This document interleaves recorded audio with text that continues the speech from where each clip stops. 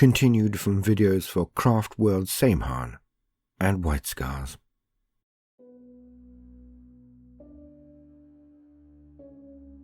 We remember the day he walked into our shrine to prostrate himself before us, to request to become our disciple, to walk the path of the Warlock. Athairnos Lladranoth, the Red Bird. He is known amongst our people, renowned across the entire Craftworld, every clan, every blade we command. For in every path of the aspects of Cain that he has trodden, he had excelled. Many report that he outshone the very exarchs of the shrines to which he joined, but we felt this was hyperbole.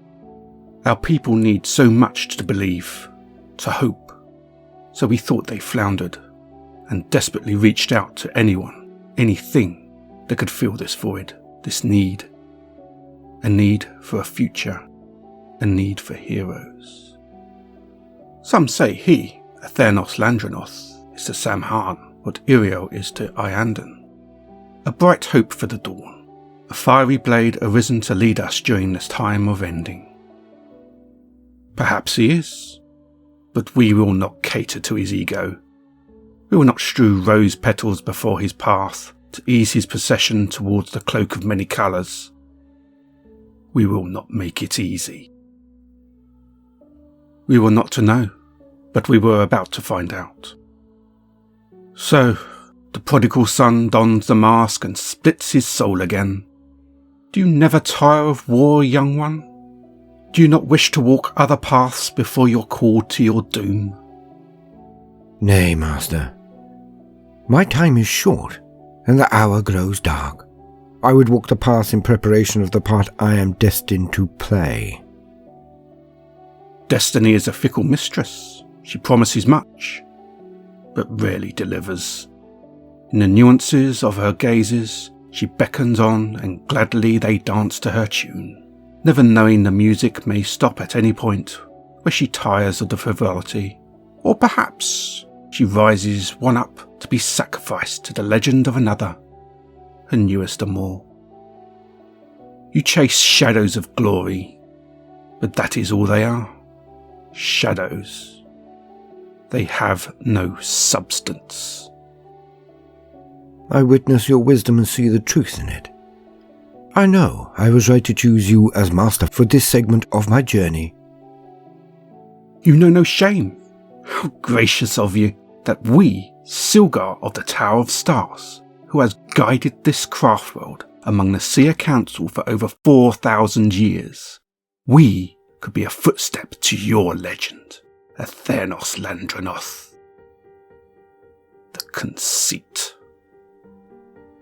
Wilt thou deny me then? Oh no. We merely show you what we see, as our first lesson. We see more than you imagine, boy. And in you we see greatness, as others have. But we also see pride, the key to our people's downfall. And we will not permit you to wear the cloak of many colours before you have satisfied us that you are not our greatest weakness, returned to lead us astray. Then I shall excel. So easily? You believe all is within your power? Then you will fail. We do not take kindly to those who see this path as a stepping stone, boy. It is not. No. I shall excel, for I shall be the best student you have ever taught. For your every word, every gesture, musing, discussion, or example, I shall absorb. I shall be your best student, because I have chosen the best master in all of this Craftworld. Perhaps of all time. And due to this I shall face the hardest of trials, the deepest of dangers, the most shattering of experiences. For you do not like me. So you will hold no bars, will never ease my way or mollycoddle me, for you are the greatest challenge I have ever faced, and I will meet this challenge by walking the path of the Warlock as an exemplar. As your shadow, your hands, your feet, I shall be as a slave to your teachings. To your knowledge I shall be a rose that opens before the warmth and light of the sun. But when you are done with me, You will respect me, for I will epitomize your training. Everything you have ever wanted to impart to a warlock, you will find in me. Not because of destiny or pride or will, but because you are the best, so will train the best. And if I survive this trial, I will be ready for whatever may come, destiny or no. Behind our helm, a wry smile cracks across our face despite ourselves. He is a gifted flatterer, but we have reached into his mind while he spoke. He believes in himself, it is true, and necessary, but he is honest. He believes even more in us. It is writ all across his very soul. He is open and ready to learn. The first sign he has what it takes. Maybe. Then attend me, for you shall get what you so desperately wish, the hardest path, one which may well be your end. But mark well, Athairnos Lladranoth, if you fail, our ire will be a thing of terror, such that you wish you were in the midst of the dark city of Cormorlar. Do you understand? I would have it no other way, Master, says he as he bows and sits at our feet, looking up in the position of the disciple. We do not like him. He is right, but we do pity him. We do so for all the things he must learn, the horrors he must confront, the painful truths he must absorb, and he is right. We will test him beyond anything and anyone we have ever taught before. We shall burn him with knowledge. He will come out of this the best. Like a master potter, we shall fire him, glaze him, or he will be dust. For there is nothing worse than false hope, a false idol, a false hero. He will be forged, or he will be broken.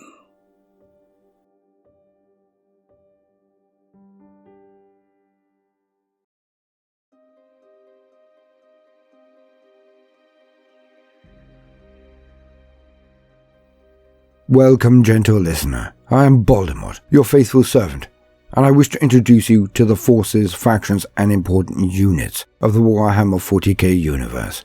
The grim darkness of the far future, where there is no time for peace, there is only time for war.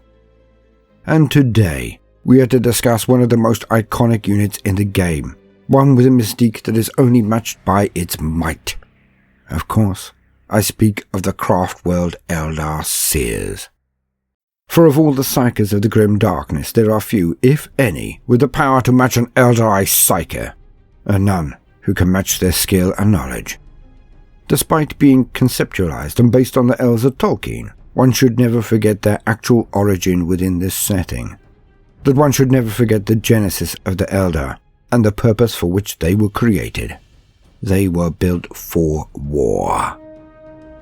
They're ancient beyond comprehension, of the time of the First War, the war in heaven at the dawn of time. And it can be argued that the Farseer is the purest form of their intended role's fulfillment. Warrior sages, mages, and mystics. They are wise, considered, directed, and disciplined. They are astonishingly powerful in more than the simple ways of an human or orc psyker, who may be as mighty, but of far less depth of nuance, less craft and grace than the Farseer. Less knowledge. And in matters of the warp, knowledge is most definitely power. To the Eldar Psyker, not only just the building blocks of reality, but all of time and space are their playthings, or should have been.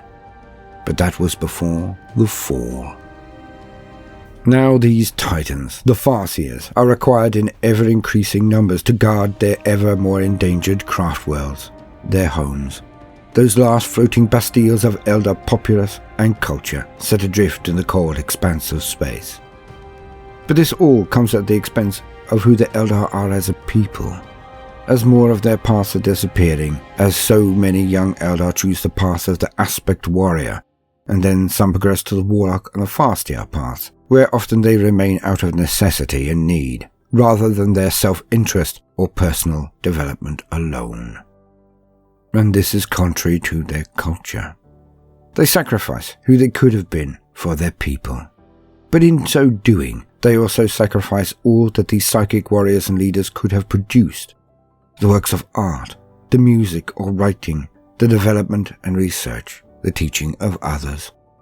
And as the Eldar prepare for the Ranadendra, what they call their end times, the fast approaching last battle, they lose who they are to protect their last guttering flames at the expense of the fire of their own culture. A tragedy worthy of lament. But it is a much-needed sacrifice, as the Craftworld Eldar are islands amidst an entire galaxy that wishes them undone, wishes them dead and gone to the least and the last. Now some of this ire is actually deserved, for the Eldar were not always beneficent rulers when they had the entire galaxy within the palm of their hand, and many do not forget. But much of their danger comes from the ruinous powers, the dark gods of chaos. And no matter their sins, the Eldar can be counted amongst the most ardent and aggressive adversaries of the forces of chaos. In this alone, they wash away some of the guilt of their previous and present actions. But for many, this is simply not enough.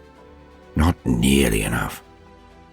So the Craftworld Eldar have enemies amongst the races that should be their natural allies, the Imperium of mankind not being the least of these allies of common cause. Yet even here their heritage of arrogance has marred any chance of conciliation, for much of humanity is driven by a hatred of not only every Xenos, every alien, but with an especially fierce fire of hatred for the sons and daughters of Isha, the Eldari. The raiders of the Corsairs and the horrors of the Drukhari, the Eladrith Yanius, the Dark Eldar, fuel some of this ire. But this is not all.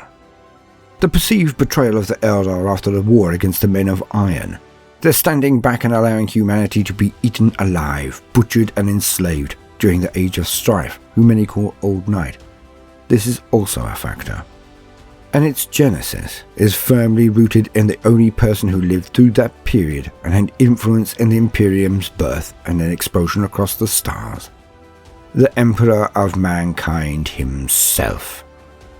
The Eldar call him the Child Seer, and they also know the prophecy of the Star Child. But for these details we'll wait for another entry. Now, concerning Warlocks. And so, as usual, for the very basics, let us lean on existing wisdom. To quote, "Beneath the lordly Farseers are the Warlocks, battle Psykers that use their gifts to enhance their allies and confound their foes. These Psykers are unusual in that they have also walked the path of the warrior, and so bear Cain's mark upon their soul. Destructive force comes easily to these mystics. Where the powers of the Farseer are often subtle and far-reaching, those of the Warlock are sudden and violent. Armed with psychically attuned witchblades and singing spears that hum with potent energy, a Warlock's place is always in the thick of combat, bringing death to their hated foes with rune spell and shimmering sword alike. Perhaps because of some hidden mark that Cain has left on their soul, those seers who are trained as aspect warriors find it easier to develop destructive psychic powers. Known as Warlocks, these individuals become their warrior seer selves by returning to their old shrines. If his blood sings with the need to fight, a Warlock accepts his mask and recreates the twofold division of the mind into self and warrior. In battle, Warlocks often lead from the front, splitting off from their seer councils and casting the runes of battle to bolster the war host and bring havoc to their enemies. Few can match the arcane might of an Eldar Warlock in the midst of a battle trance, his destructive aura crackling outwards to destroy those foes beyond his reach." End quote. The Warlock is a battlefield Psyker, to be equated to perhaps an inexperienced librarian or a zoanthrope. Despite their knowledge and power, the Warlock is not the equivalent of the Farseer and never attempts to be so. They travel in large groups as the entourage and bodyguard of the Farseer who is their teacher. he or she who will break individuals off from this Seer or Warrior Council and send them to support thrusts, enhance units, or curse their adversaries. The Warlock is capable of different manifestations of the warp, and can throw lightning or fireballs as adept as any other, but their specific runing abilities and powers are considered to be of far greater utility and impact than simply throwing around blatant assaults as Psykers of other races might do. It is in their subtlety their superiority over other warrior Psykers is most pronounced. And it is potentially dramatically different to how an Eldarized Psyker may have exhibited their powers prior to the fall. For there were no paths then, for there was no need of them. For Slaanesh, who the Eldar call she who thirsts, did not yet exist. And the Eldar were numerous and powerful, and had no need to conserve their forces as they do now. For every single Eldar life lost is a calamity for them. Their numbers are now so few. For it does not just represent the loss of the one life, but of all the children that Eldar may have had, of all the good they may have done. And as such, with the numbers game and losses being so important that only the youthful Tau could associate, the emphasis of the combat abilities of the Warlock has been naturally and organically taken down the route of support, enhancement and protection. The resource most scarce to the Eldar are their warriors, their people. Hence the Warlock is effective at destroying his enemies by making his allies far more resilient, swift or able. But with all of that said, a Warlock is still an intensely dangerous foe to cross. They are able to enhance themselves as much as others, and their combat prowess is assured. As we have heard, Warlocks are Eldar who have previously walked other paths of the Aspect Warriors, which I will describe in detail in the very near future. So this means they are already adept with shuriken weapons, their mystic blades or spears, and all are fully able to engage while atop a jet bike. But, as usual, let us see what this means instead of just discussing it dryly. It's more fun this way. So, back to the narrative.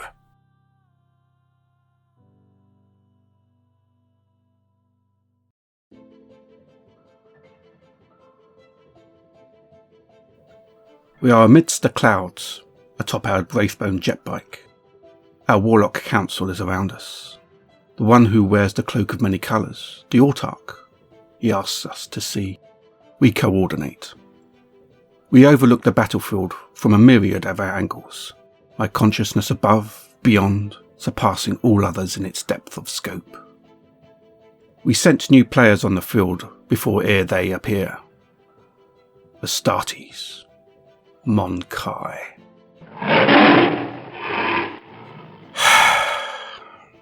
The White Tiger is among them. Their goal is destruction of the Dark Ones, as is ours. We can feel the excitement rebounding from him, Athairnos Lladranoth. His will is strong, his patience and discipline iron. He does not even reposition. Stock still is he, despite how we can all feel him. His rising panic, his restlessness. He wishes to be let slip. He has worked hard. He has done all that we have asked him. He has fulfilled every oath. And he was right. We do now respect him, for he has been the most able, but also the most attentive student we have ever had the joy of teaching.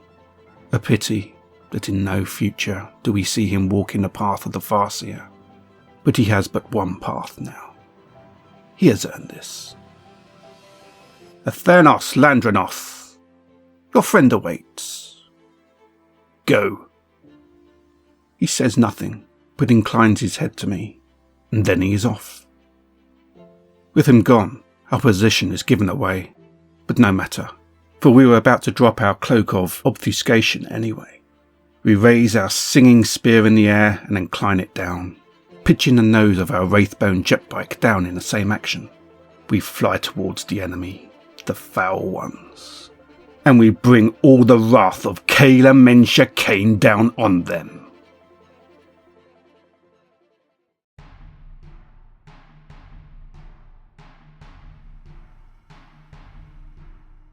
I need no helm, but I wear one as it is our ritual.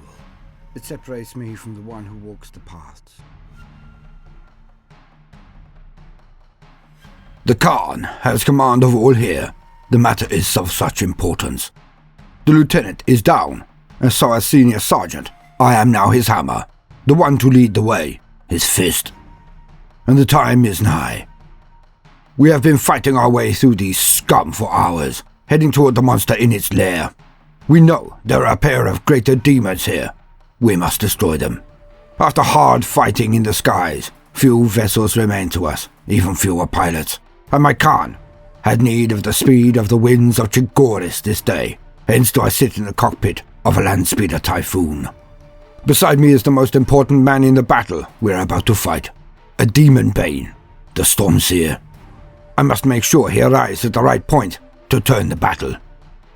Our forces advance into the city fast, the bikes of Astartes, the thundering outriders of the Primaris. The impulsors carry forward our intercessors, their blood already up for the fray. Our company hunt the concentrations of them, find them fast, then envelop them and destroy them. Ever we search for their nest, where their lords are hid. There are twisted pink and blue beings scuttling in packs, abominations that burst fire in streams of many colors. But we are the sons of the plains, we are the White Scars. We are never in one place long enough for them to recover. Where they should be the beings of confusion, it is we that wage a maddening war. Displays show that the field is not as simple as that.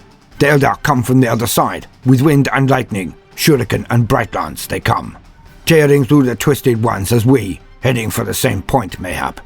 The captain sends coordinates. It is his way. I know what I must do. I thunder through the air, hugging the edges of buildings for cover as I advance at full throttle. I can see our forces, how the battle fears.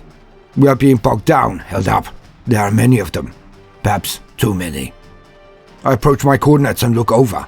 The Storm Seer already has unbuckled himself and clutches his weapons. He is ready. We are here. It is a large cathedral, its doors torn open, its windows destroyed by the whirlwind of war. Far from the front of the lines is this, the horrors hundreds of yards behind and embattled. The Storm Seer winks at me, his head open, so he may better use his senses, then dives out of the landspeeder. He lands hard on the marble stairs, cracking many with his feet. He rights himself with a bristle, then strides purposefully into the very dragon's den.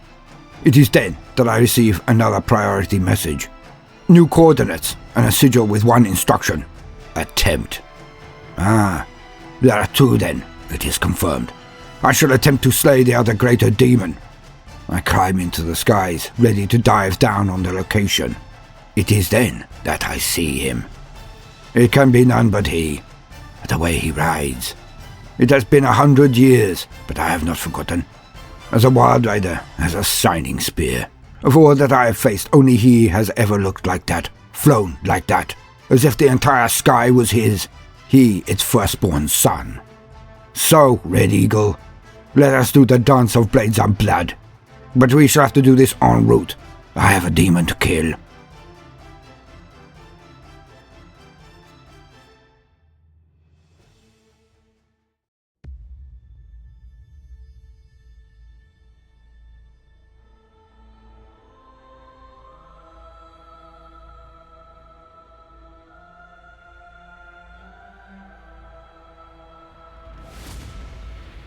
I am the Warlock, my mind-wide weapon, the warp mind command. I feel him, I know he is here somewhere. I consult the runes as I fly, they lead me. It is more that they indicate the lines of connectivity that lead from he to me. Silgar of the Tower of Stars would never deign to allow one of his acolytes to indulge in a petty duel, or worse, associate with a Monkey, if there was not a crux point hinging on it. He knew I knew that the second he instructed me to leave. He would never explain this before his other pupils, that in the instant he discerned the presence of the Scars and White Tiger, he would have seen their impact on the fray. He is my master for a reason. He is the best. The perfect balance between sagacity, tenacity, calm, and, when required to be roused to it, blood-boiling wrath. The wrath of Kalamancha Kane himself. But he will never admit that his sending me was not an act of indulgence or grace, but a part of the puzzle only he saw. The manifold futures bursting from each of his decisions and that of those around him, like the branches of an ancient tree. The mind of a Farseer is always more active than all of those around them. always. And so he does me no favours, my prestige, my standing.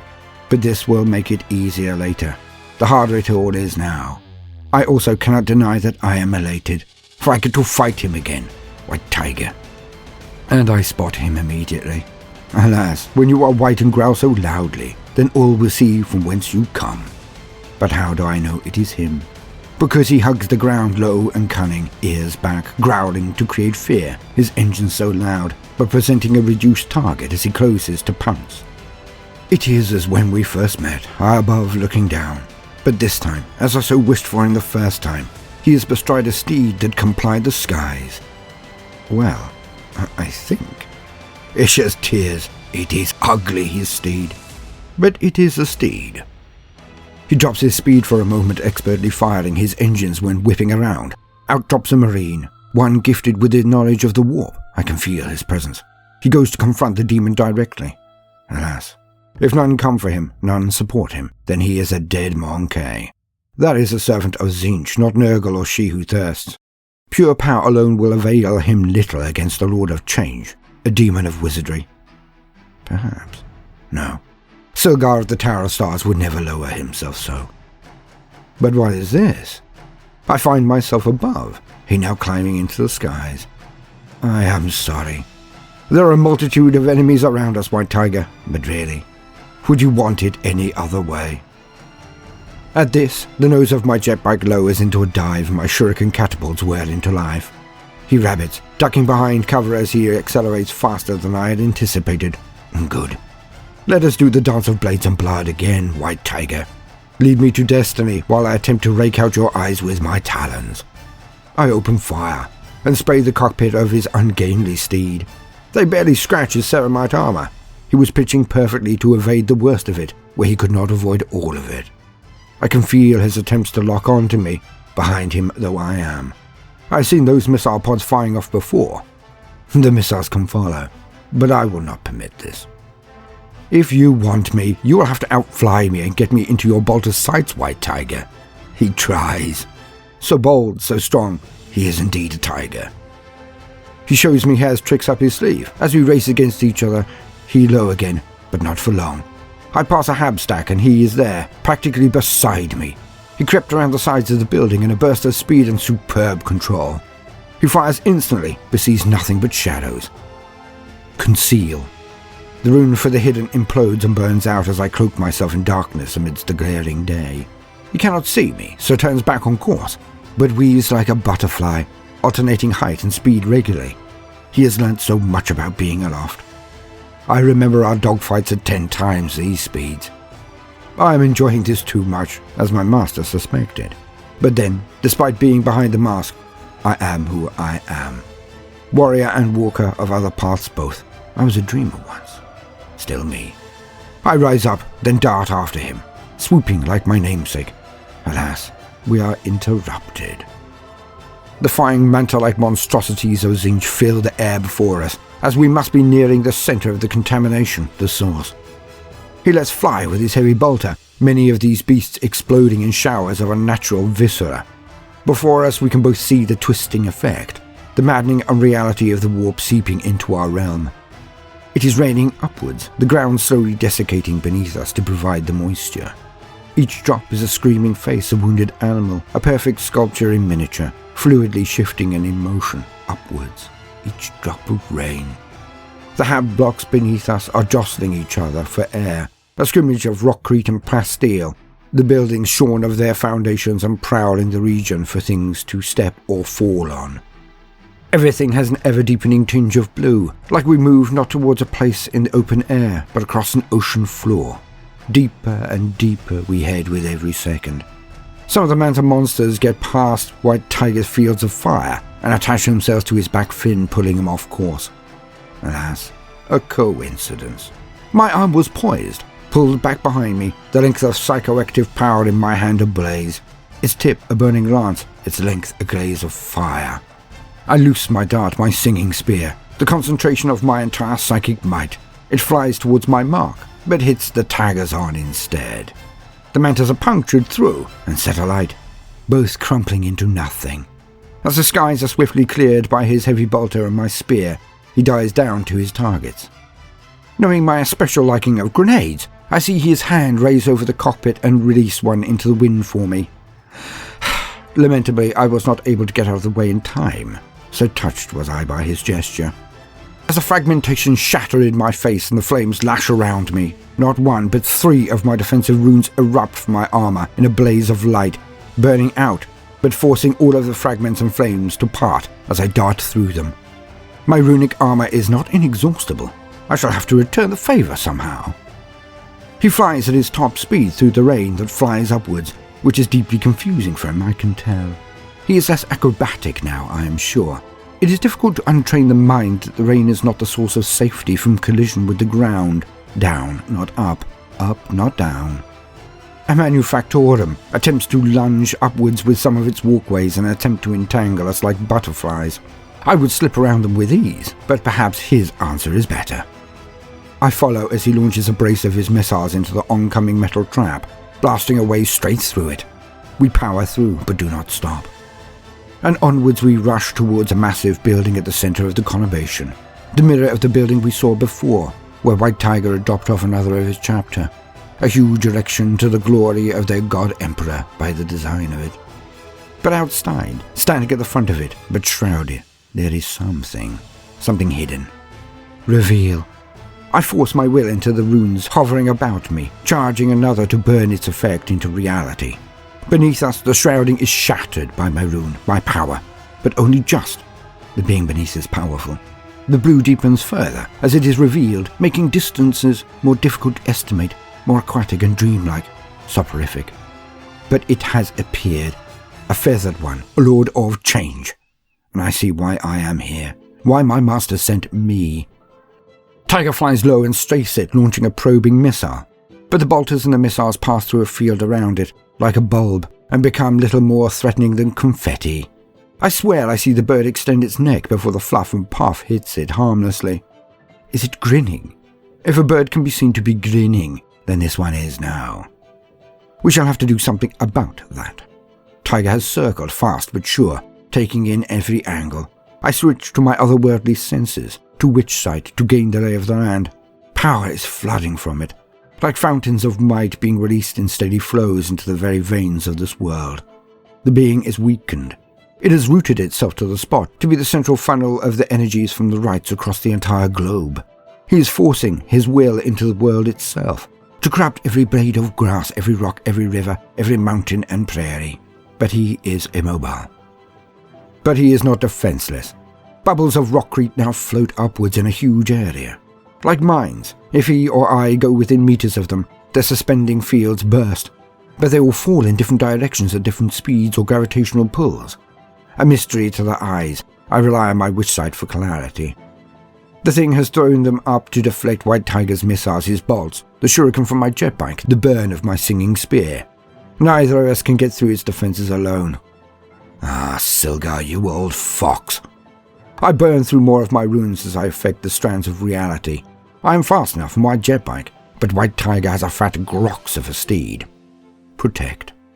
I throw the folds of my mastery over him also, positively nudging fate here, bustling her along there, always through my runes. I would not directly touch the warp when in the presence of a feathered one, oh no. By working through the middle ground of the runes I can access my powers, our Eldar strength of old, and remain pure, untainted by the feathered one's filth. My training has indeed been superlative, as my reactions ply the waves of discord thrown off by our adversary, and I weave the strands to our benefit. Rocks bounce off harmlessly, when before fate had decided they would have grounded either he or I. Direct lightning columns from the feathered one are just off, shunted by the power of the runes. Just. I see it is time to go on the offensive when White Tiger target locks me. In the midst of fighting a greater demon, he has taken the time to try to kill me. I laugh. I know he is laughing as well. I know it. Especially when his thumb squeezes the release and the entire contents of his missile pack slips from its moorings and leaps through the air towards me. Aha! I see his plan. Well, unless it is just my demise, of course. I laugh harder. Tears near rolling from my eyes as I see him dive towards the feathered one, drawing its fire. Emboldened, I burn yet another rune, as I feel the wave of warp energy cascade towards him, the feathered one attempting to scare off the tiger. It fears him and his large vehicle being used as a weapon. It knows well, as I see the target preparing to jump out of the vehicle, but has stopped still. My rune takes effect and his paralysis, his palsy, well, more mesmerism really, is broken. He leaps out, his fat grox aimed directly at the feathered one. The heat-seeking missiles he gave me to play with are following me and gaining. I twist and dive, flying faster than I have since I held a shining spear to avoid them, but also to guide them. I flip my bike over in the air and drag the missiles with me toward the feathered one. I guide them round and round the rock-crete and straight towards him. Now it is time for me to prove my knowledge. All of my training has brought me to this point, this moment. Silgar of the Tower of Stars knew this, my final test. I know he watches. I will prove it. Prove I am the best you have ever trained in this one feat. Time to be about it.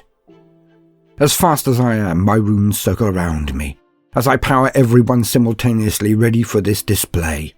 You see, the dreamers and glyphs that float around the feathered one are potent. No one thing will bring them down, not from either of us here, because they are simple attacks, and power is less important than complexity when dealing with the beings of Tzeentch. I could throw blasts of my own, or my spear, but they are only psychic manifestations, well, mostly. The missiles of the Marine are physical, as are the shuriken or bolters, but when combined, ha! I saw White Tiger's ploy and now fulfill it. Restrain. A rune explodes and the feathered one cannot move. Time slows for it. Now its own aquatic effect is turned against it, as the bird moves through the bottom of the ocean's depths. Jinx. A rune explodes and a dark cloud of energy, a curse is miasma, blooms around the feathered one. All blows will now be felt more keenly. Innovate. Drain. 2 runes explode, and the curse deepens, sapping the thing of its supernatural strength and speed, for seconds only, but it is enough. Horrify. A rune explodes in a wave of fear as he threw at my ally, now descends on the demon. But this curse it manages to deny, to tear apart before it can descend onto the others and deepen. As I lead the missiles toward it, I know things will be tight. I have just burnt through most of my runes, so this had better work. 2 left. Empower. I raise my arm back and launch my singing spear with all of my might. It slams towards the demon, and I follow up with a direct use of power. As the singing spear strikes the shield, my own energy lashes it too. Mystic might of 2 flavors. Last one. Quicken. My last rune explodes, and time is again on my side. All around me slows, and I feel a free hand for a mere second or 2. I fly straight towards the demon, only pulling up at the last second. You can see why I cursed it so much before this. And then my spear, my energies, are less than a second later matched with the many missiles and the ugly but large and explosive vessel of the Marine. All hit it. The curses, the spear, my lightning, the missiles, the speeder. All hit and keep hitting as the missiles explode in quick succession. And as I pull up, I know my bike is doing most of the flying. I can barely focus, barely stay atop my steed. The exhaustion. But I do. The feathered one is gone. The first sign of this is the bubbles of rockcrete all falling at once. The power simply turned off.